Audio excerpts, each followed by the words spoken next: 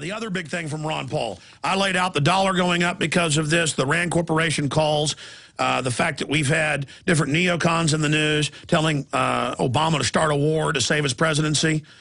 And I remember those articles. You can just pull it. You know, neocons tell Obama start war to save presidency. In fact, guys, you just Google that and print it for me. I know it's there.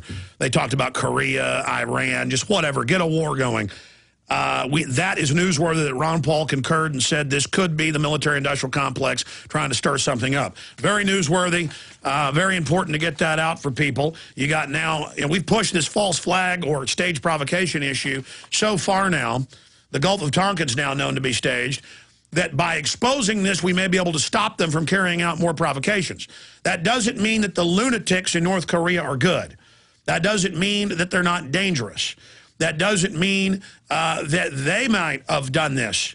But the point is they sent in ships, South Korea with the U.S., fired into this area that's seen as North Korean waters. There's David Broder. War with Iran will save economy. Obama presidency. And yeah, print me that article and also the link, because that's an article about the link. See, it says, so, David Broder. Put it back up. Thank you. So, David Broder has concerns. Print both. Thank you. There's a lot of other places. The point is they're looking at this. They're discussing it.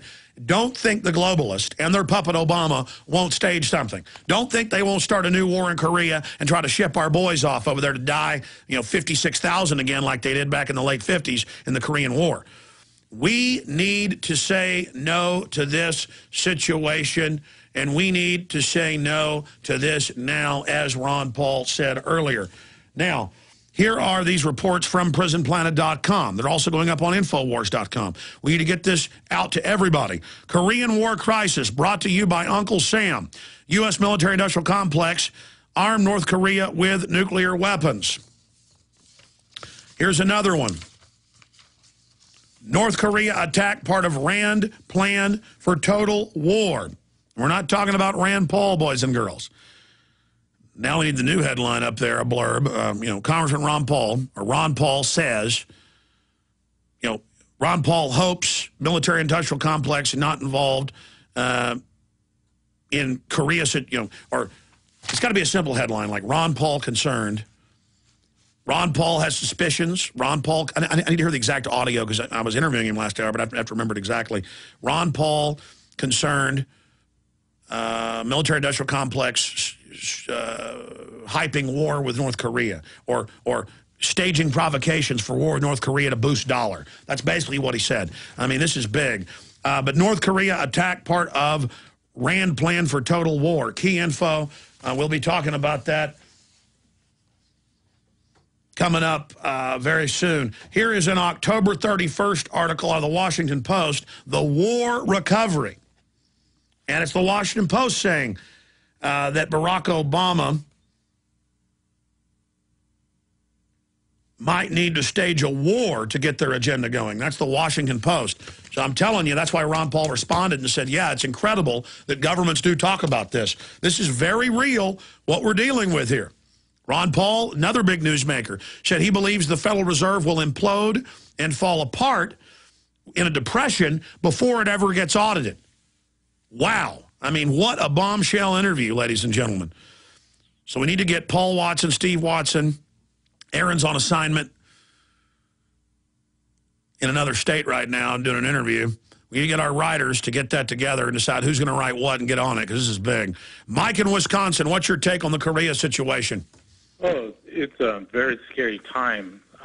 You got to remember one thing, that a lot of these politicians, they have, and you can go on the internet, on YouTube, they have underground bases where the politicians take their families under during times of war, and the whole government installation goes underground, and we're stuck up here to deal with that's COG. Policy. That's COG, continuity government, absolutely. It is very scary, and I think what they want to do is depopulate the planet. I think they've been told from outside this planet, I'm not going to get into aliens or nothing, but they're told we need to depopulate. And they know depopulation stimulates the economy, too. You have less mouths to feed. You have higher demands. You have more mouths to feed. You do have higher demands, but you can't handle it. All right, I appreciate your call, Mike. It is true that when they had the Black Plague that wiped out 20 to 40% of different areas of Europe, they're not sure because records weren't properly kept. They know with the fleas on the rats and the cats carrying the bubonic plague, the Black Plague, that whole areas were wiped out. And the Renaissance then came out of that. But that was only because much of the ruling elite was wiped out, if you actually study it. And so it knocked out some of the existing power structures and stagnation. Let's go. It's kind of like burning down a forest, then creates all that new nitrogen in the soil, so it comes back even more green. Let's go ahead and talk to Bob in Arizona. Bob, you're on the air. God bless you, Alex. Thank you very much for having me on your show. I was in the Merchant Marines Naval Reserve, and this was something I wasn't even aware of. There's when you talk of the DMZ, most people think of the North and South Korean demilitarized zone. Well, we have a DMZ in North Korea and South Korea, and we've got over 50,000 troops there since 1957. And basically, what I want to say and tie everything together is the fact that you, no pun intended, but you've caught the globalists with their pants down. You know, with this TSA situation, you've got so many of your moles, and you've got so many people that are working for you to give you high-powered information on the globalists that you're all over them like bees on honey. And I truly believe that they need, because this TSA situation, like you've said, they took it one step too far by grabbing people's privates. They have to do something extreme right now. Well, they have to teach us that there are saviors, but not just because of the great grassroots taking action and saying no on the TSA, and this being a catalyst for all of this anger to boil over. It's all of us together. It's also that they're openly taking over Ireland, getting ready to take over Portugal and Spain. They've taken over Greece. They're cutting people's benefits, raising their taxes. They need a political smokescreen globally to prop up the dollar so that all other currencies drop first, so the dollar is the last currency standing before they convert to the global SDR. So a war is good for them on their entire agenda. And that's why they're trying to start a war 2 years ago with Russia, trying to start one now with North Korea. Doesn't mean Russia's perfect. We certainly know North Korea is bad news. But the globalists are there trying to stage this now, and I hear you. Good to hear from you. I appreciate your call. John, who's up next here? Nate in California, you're on the air. Go ahead. Hey, how you doing, Alex? Good, sir. Yeah, so I think the North and South Korea thing is all China, just like the submarines over here. When Obama's overseas, he's flexing his muscle, they come over here and say, look what we can do. So I think it's pretty much all China, because like you said, they control China, or they control North Korea, right? China? Yes. Yeah, so I think they're probably just pushing the strings for them, but isn't it true that the Rothschilds and central banks are only a few countries that they don't have their fingers in, like Iran and like these countries? Yes, any country under attack, like Libya, Iran, so-called rogue nations, whether they're good nations or bad nations, and most nations are run by crooks, so they're bad. The point is they're not the globalist. Any country the globalists are trying to take over or overthrow is a nation that didn't take a private central bank, that didn't follow the globalist eugenics program. China has done everything the New World Order wants. So China is the apple of their eye. China's been given the Panama Canal. They've been given favorable trade deals to deindustrialize the U.S., and yes, a lot of evidence, and even the military thinks that was a Chinese missile as a threat to the U.S. launched from a sub, basically a copy of a Polaris submarine launched from beneath the water. And it's the same situation now with the proxy wars between South and North Korea. You've got U.S. and Korean vessels right up in the edge of the North Korean waters, firing artillery right into their waters. And North Korea wouldn't have the bravado or the hubris to start blasting South Korean military bases, and I mean really lighten them up, if China wasn't backing them just like they did back in the Korean War. Right. Yeah, so to me it just seems, maybe with the TSA and China and everything is just smoke screens. Just get everybody worried about all this, and while they're... Oh, yeah, China, I mean, listen, this stuff is so agreed upon at certain levels. They may have already made a deal, and then China ordered North Korea, basically to respond.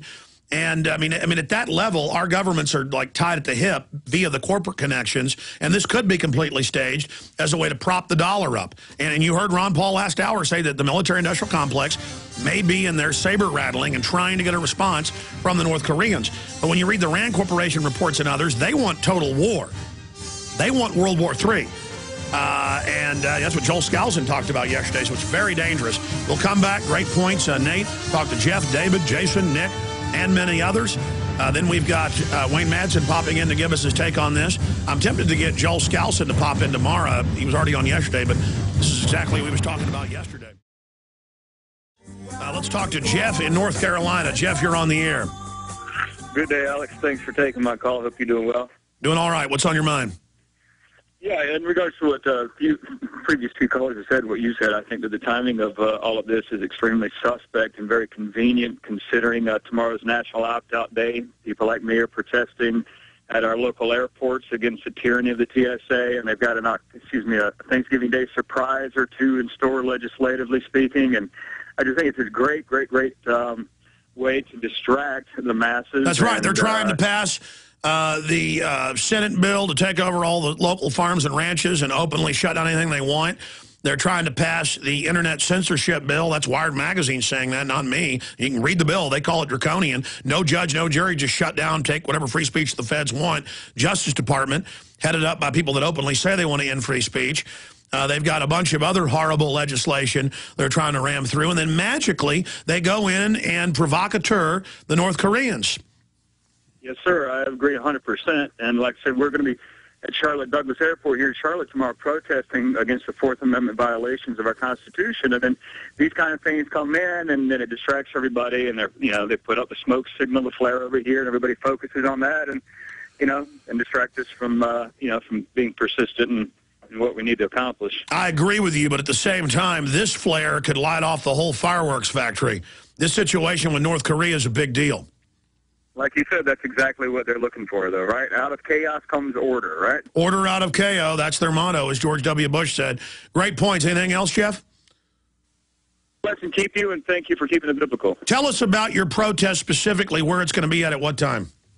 Yes, sir. We're going to be starting tomorrow morning at the Charlotte Douglas International Airport. I'm the one that wore Speedos through the checkpoint at TSA in Denver a week ago. And I fly a lot from my career. And so you're the guy that was on Drudge Report yesterday. More and more people are just pulling their clothes off and saying, I make the choice, and pointing out that it is the equivalent of stripping you down. You're not going to touch me. But still, they try to touch you even when you take your clothes off. I have not submitted to it yet and don't plan on it. Speedos, yeah. That'd be kind of horrifying if I did that. It was for me, too, Alex, believe me. Imagine Kim Jong-il in Speedos. All right, well, you're awesome. What time is that, Jeff? We're going to be starting tomorrow morning at 9 o'clock at Charlotte Douglas International Airport. Well, do me a favor. Shoot video of it. Get it up immediately, and give us a little Infowars.com video bugs. We actually send folks to the clearinghouse for the main fight. Everybody, get that video as soon as you can up on YouTube. Good job, Jeff. Great to hear from you. Let's talk to David in Missouri. David, you're on the air. Welcome. Hey, been awake since '85. Been following you since the late '90s. I just want to say, last time I was in China about 2 years ago, the factory owner's nephew there had just got back on a visa from North Korea, and I was talking to him. And he said he took a whole bunch of pictures, and the next day he brought them in. And I have to say, I could not believe it. Pyongyang is the only city in North Korea that has electricity at night. They don't even have enough electricity to power their traffic lights. They have the soldiers all on the borders are guarded by the mass military to keep from throwing down their weapons and defecting to the south. They've got an elite guard that guards the border. There's barbed wire on every beach and tank traps like Normandy. All the elites want Mercedes, and they get Mercedes, but they're 30 to 35 years old. He had a picture of a concrete building they started building about 10 years ago. It looked like it was built by mud daubers. It was a concrete shell. It was about 30.